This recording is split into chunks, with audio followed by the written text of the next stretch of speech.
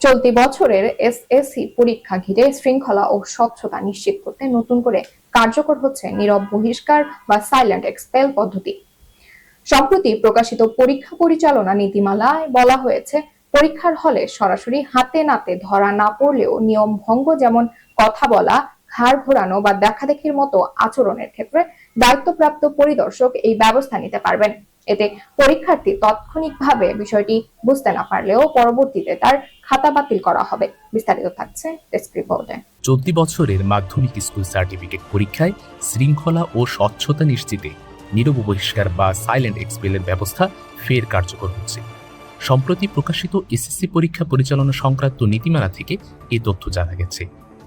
Public পরীক্ষায় পরীক্ষার্থীকে হাতে নাতে না ধরে পরীক্ষার হলে নিয়মের ব্যত্যয়, যেমন কথা বলা, ঘাড় ঘোরানো, দেখাদেখি বা অসদুপায় অবলম্বনের কারণে দায়িত্বরত পরিদর্শকের মাধ্যমে সাইলেন্ট এক্সপেল বা নীরব বহিষ্কার করা হয়। এতে পরীক্ষার্থী তাৎক্ষণিক বুঝতে পারেন না যে তিনি বহিষ্কৃত হয়েছেন, কিন্তু পরবর্তীতে পরীক্ষার খাতা বাতিল করা হয়। নির্দেশনায় বলা হয়েছে, কোনো পরীক্ষার্থীকে অসদুপায় অবলম্বন অথবা অন্য কোনো কারণে বহিষ্কার অথবা নীরব বহিষ্কার করা হলে তার সৃজনশীল উত্তরপত্রের কভার পৃষ্ঠায় প্রথম অংশ না ছিঁড়ে প্রত্যবেক্ষকের প্রতিবেদন সহ বোর্ডের ওয়েবসাইটে প্রদত্ত গোপনীয় ফরমে সঠিকভাবে প্রস্তুত করে বিষয় ও পত্রের পরীক্ষা শেষ হবার সাথে সাথে উক্ত পরীক্ষার্থীর সৃজনশীল উত্তরপত্র আলাদা প্যাকেট করে প্যাকেটের উপরে লাল কালি দ্বারা স্পষ্টাক্ষরে রিপোর্টেড লিখে কেন্দ্রের অন্যান্য উত্তরপত্রের বস্তায় আলাদাভাবে পরীক্ষা নিয়ন্ত্রকের দপ্তরে জমা দিতে হবে।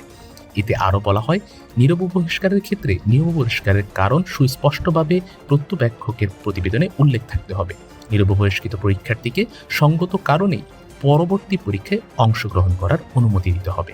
তবে পরবর্তী বিষয়ের পরীক্ষায় সে অসদুপায় অবলম্বন না করলেও তার পরবর্তী সকল বিষয়ের সৃজনশীল উত্তরপত্র কভার পৃষ্ঠার প্রথম অংশ না ছিঁড়ে ও নৈবর্তিক উত্তরপত্র প্রত্যেক বিষয় ও পত্রের সাথে নীরব বহিষ্কারের বিষয়, পত্র ও কারণ উল্লেখপূর্বক প্রতিবেদন সহ আলাদা প্যাকেটে কেন্দ্রের উত্তরপত্রের বাক্সে বস্তায় পৃথকভাবে পরীক্ষা নিয়ন্ত্রকের দপ্তরে জমা দিতে হবে।